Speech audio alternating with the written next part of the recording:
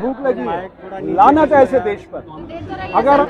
अगर आप चाहते हैं कि भारत एक सक्षम राष्ट्र में तब्दील हो, तो हम सबका नैतिक धर्म है कि अपने वोट की शक्ति का सदुपयोग करना सीखें। हमारे हाथों से शक्ति फिसल रही है मेरे बेटे। ये 8,500 करोड़ के जो प्लेन आ रहे हैं ना, हमारे वोट से आ रहे हैं।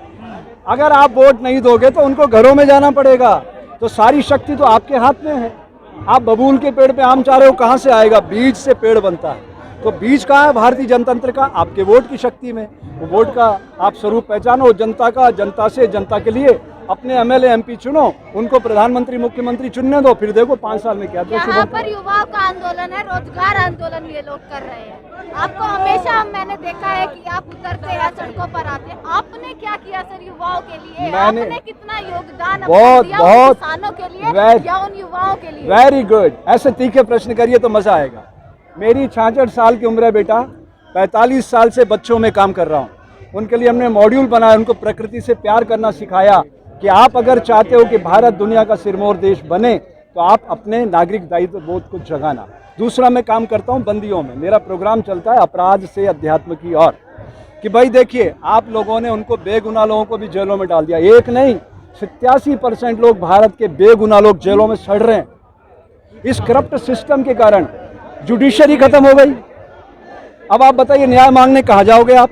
मेरी 10 साल से PIL चल रही राजस्थान में, जयपुर में, नोटिस सर्व नहीं हुए। क्या विश्वास रह जाएगा हमारा? आप बताइए। सर्वोच्च न्यायालय की क्या स्थिति चल रही है आप देख रहे हो।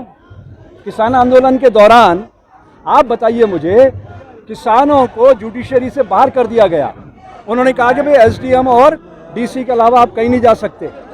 तब आप लोग चुप रहे। आप लोगों का क्या धर्म है? बताना था ना कि जुडिशरी का क्या इंपॉर्टेंस है। तब मैंने उस बोबड़े को बेवड़ा कहा। बेवड़ा मतलब दारू पीने वाला। वो दारू पी के नशे में सोता रहा। इस करप्ट सिस्टम ने उसको सिस्टम से बाहर कर दिया, न्यायालय को, कि तुम बात नहीं सुनोगे किसानों की।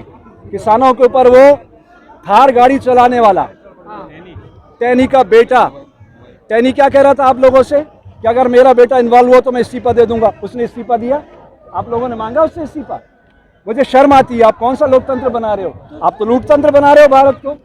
अगर आपको लोकतंत्र बनाना है तो आप अच्छे प्रश्न करो। सामाजिक जागृति का प्रश्न है ये। लोग वोट का सदुपयोग। अब आप जिनकी आप बात कर रहे हैं, टेनी जी की, जनता को डेमोक्रेसी पे भरोसा नहीं, देश की जनता को जुडिशरी पे भरोसा नहीं, देश की जनता को सरकार पर भरोसा नहीं, तो किस पर विश्वास करेंगे? जनता पर।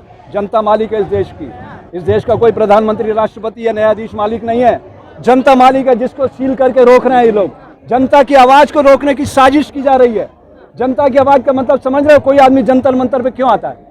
मुझे मजा आ रहा है। स्वामी जी, आप टेनी की बात कर रहे थे, उसी जगह से उसी जनता ने 7 सीट पर उनको जिताया। यही तो मैं कह रहा हूँ। हाँ। मैंने किसानों से कहा था कि आप लोग गलत ट्रैक पे हो। हाँ। हार जाओगे आप लोग। क्या मिला किसानों को? क्या मिला? क्या MSP मिला उनको? मैंने कहा था तुम इनको, नेशनल मीडिया को, मेन स्ट्रीम मीडिया को बाइट देना बंद करो। ये जैसे जैसे इनकी ताकत घटेगी, अपने आप सोशल मीडिया बड़ा होगा और समाज में सही सूचनाएं पहुंचेंगी। तो जनता का प्राप्त हुआ ना। फिर वही बात है, भोली भाली जनता है भाई। जनता को नागरिक दायित्व बोध जगाने के लिए तो हम लोग निकले हुए हैं। ये प्रश्न था कि मैं यहाँ क्यों आया हूँ, इसलिए तो आया हूँ। नागरिक दायित्वों का प्रश्न है कि हमारे वोट। आप उस जनता को भोली कह रही है जो हिंदुत्व के नाम पर सड़कों पर उतर आती है। फिर वही बात है, बात समझने की कोशिश करो। हिंदू एक जीवन पद्धति है। इस संसार में सिर्फ 2 जातियां हैं, male and female, that's all. ये मंदिर, मस्जिद, गिरजा, गुरुद्वारे मानव सभ्यता के लिए बनाए गए, लड़ाई झगड़ों के लिए नहीं बनाए गए थे।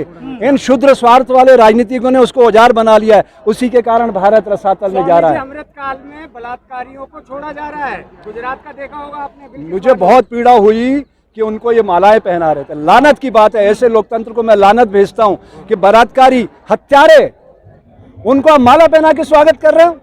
और जुडिशरी क्या कर रही है? वो कह रहा है क्षमा नीति के तहत हम छोड़ रहे हैं। जुडिशरी को रोकना चाहिए, उसको विशेषाधिकार है कि आप कैसे बलात्कारियों को और मर्डर करने वालों को निकाल सकते हो। और आप सबको क्लीन, इसके पीछे सारी सत्ता की ताकत है ना, आपकी वोट की ताकत है मेरे भाई। समझो, ये भारत लोकतंत्र नहीं रहा, लूटतंत्र में तब्दील हो गया। और इस भारत को नाग कंपनी चला रही है, नरेंद्र अमित गौतम अडानी कंपनी।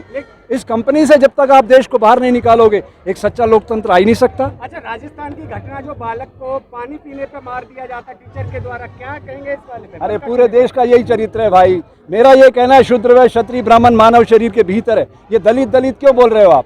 आपके दिमाग में भी कचरा भरा हुआ है। उसी के आधार पर तो पीटा फिर गया ना। वही तो बात है ना, उनके दिमाग में अगर कोई बीमारी है तो उस बीमारी को दूर करने के लिए चिकित्सालय खुले हुए हैं ना।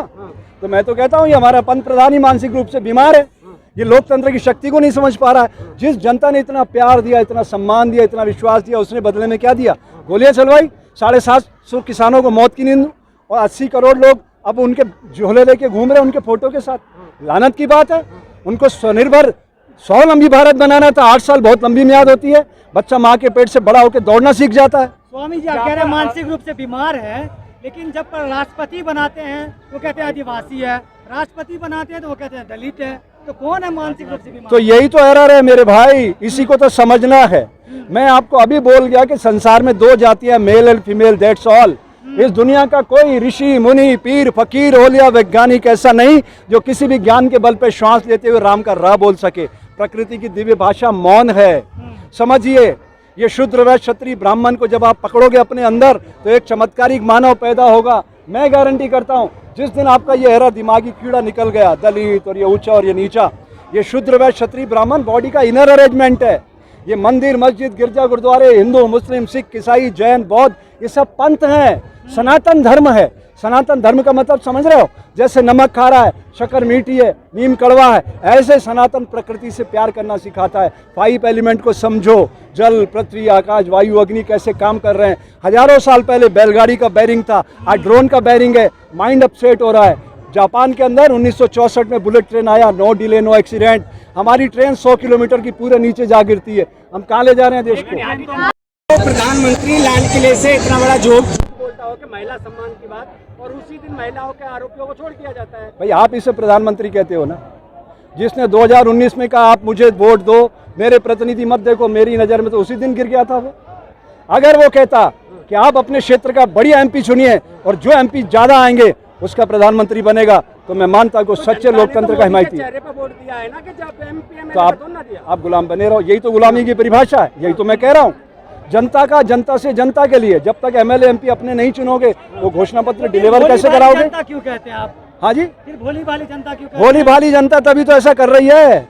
अगर जनता जागरूक होती तो अपने एमपी एमएलए चुनती ना। प्रधानमंत्री आप अमेरिका में थोड़ी खड़े हो भाई, भारत में खड़े हो। यहाँ प्रधानमंत्री कौन? जनता जागरूक होगी जब आप उसको वोट की शक्ति से परिचित कराओगे कि आपके हाथ से ही वोट फिसल रहा है और इसी में सारी शक्ति छुपी हुई है। डर दिखाया जाता है, हमेशा देश खतरे में आ जाता है।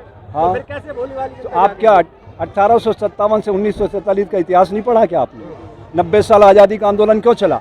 एक दिन में देश आज़ाद हो जाता।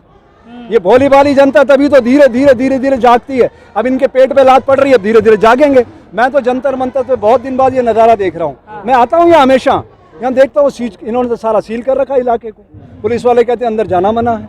बताओ, जंतर मंतर ये ऐतिहासिक स्थल है जहाँ वैचारिक क्रांति का सूत्रपात हुआ था। आज़ादी के आंदोलन में इसकी बड़ी भूमिका है, इसको ही कुचला जा रहा है। तो बाकी चीज़ों की क्या उम्मीद कर रहे हो? आज़ादी की लड़ाई जनता लड़ेगा, वो तो अंग्रेज से लड़ा था। अरे आप किससे लड़ना? अंग्रेज चले गए, ये काले अंग्रेज बैठे हैं। अब तो पहले वो अंग्रेज तो काफी लोग थे, तो 3 ही हैं खाली। गौतम अडानी का पैसा है और गृह मंत्री और प्रधानमंत्री दोनों गुजरात से आ रहे हैं। बस आप भुगतते रहिए। अगर आप इनको वोट देते रहिए, भुगतते रहिए बहुत मस्ती के साथ। 80 करोड़ है, कल 100 करोड़ हो जाएंगे, फिर सारे देश की जनता भिखमंगी हो जाएगी और फिर राम राम राम राम मंदिर में बैठ के करना वहाँ आपको जो। हाँ जी, मेरा यही कहना है भाई कि आप लोग अपने क्षेत्र में, मैं आप सोशल मीडिया के माध्यम से प्रार्थना करना चाहता हूं देश की जनता से कि बहुत हो गया, 75 साल का अमृत महोत्सव है। अब जो भी चुनाव आए आप अपने प्रतिनिधि देखो, किसी राजनीतिक दल को मत देखो, क्योंकि इनके पास पैसा बहुत हो गया है। ये 100 करोड़ 200 करोड़ में खरीदेंगे। आप किसी को भी जिता दो, ये खरीद के अपना बना लेंगे, उससे समस्या का हल नहीं होगा। समस्या के हल का एक ही तरीका है, अच्छे जनप्रतिनिधि चुनो। इसी में आपका, मेरा, समाज का, देश का, मानवता का हित नहीं था। जय हिंद, जय भारत।